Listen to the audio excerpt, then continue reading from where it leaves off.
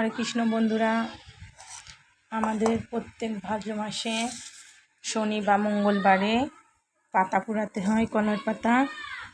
আর গাঙে লবণ, চিনি, দুধ দিয়ে আসতে হয়। কালকে আমার ছেলের জন্মবার ছিল, মঙ্গলবার, যেহেতু পাতাটা পোড়াতে পারিনি, শাশুড়ি পুড়িয়েছে।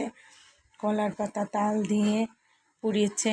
এটা রেসিপি আমি দিতে পারলাম না দুর্ভাগ্যবশত, কারণ কারেন্ট ছিল না, যার কারণে ভিডিওটা করতে পারিনি। কিন্তু বড়াটা এরকম হয়েছে।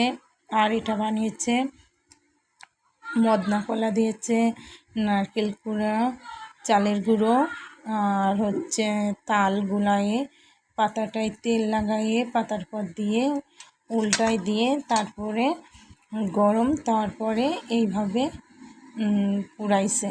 এটা কিন্তু খেতে অনেক সুস্বাদু।